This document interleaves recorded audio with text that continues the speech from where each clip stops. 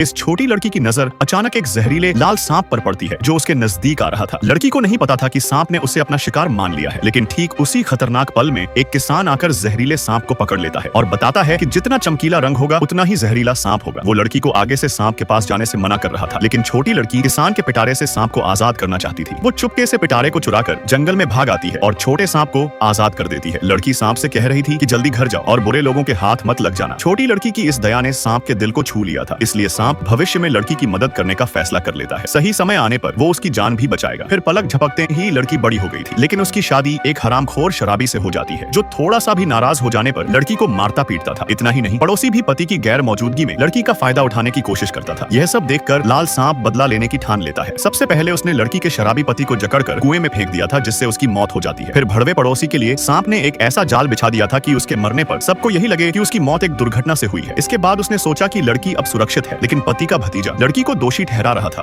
कि वो बेवफा है। उसने प्रेमी के साथ मिलकर चाचा को मारा था। सारे लोग मिलकर बेचारी लड़की को भला बुरा कह रहे थे। लड़की को समझ आया कि वो कमजोर है, इसलिए लोग उसका अपमान कर रहे थे, जबकि यह लोग दिखावे के लिए पूछताछ कर रहे थे। असल में इनका मकसद लड़की की संपत्ति को हड़पने का था। लड़की सबके सामने बहुत भोली और लाचार थी, इसलिए घर छोड़ने से पहले वो श्रृंगार करती है और मंदिर में जाकर मन्नत मांगती है कि उसका पति उसे जानवरों की तरह मारता था और पड़ोसी उसका फायदा उठाता था। वो प्रार्थना करती है कि भगवान इन दुष्टों को नर्क में सजा दे। सांप ने उसकी सारी इच्छाएं पूरी कर दी थी, पर उसके जीवन में अभी भी बहुत सी कठिनाइयां और दुख थे। लड़की सोचने लगी थी कि शायद पुरुष बनने से उसके हालात सुधर सकते हैं। तभी अचानक आसमान में काले बादल छा जाते हैं और लड़की एक लाश में बदल जाती है। फिर लाल चमकीला सांप उसके पास आता है और लड़की को अपनी खाल में लपेट लेता है। जब लड़की की आंखें खुली तो वो एक पुरुष बन चुकी थी। तभी उसके पीछे एक अजनबी आदमी मुस्कुराता हुआ आता है। लड़की को समझ नहीं आ रहा था कि यह सब कैसे हुआ। तभी आदमी का कहना था कि यह तुम्हारी ही तो इच्छा थी। एक पुरुष बनने की लड़की को लगा कि आदमी कोई देवता है, लेकिन वो देवता नहीं बल्कि जादुई सांप था। उसका रूप देख लड़की डरकर तुरंत बेहोश हो जाती है। आदमी उसे बताता है कि वो सालों से उसे पर नजर रख रहा था। वो बचपन का एहसान चुकाने के लिए लड़की को नया जीवन देता है। तभी लड़की घुटने टेक कर आदमी से विनती करती है कि अब उसका कोई भी नहीं है तो वो उसे अपने साथ रख ले।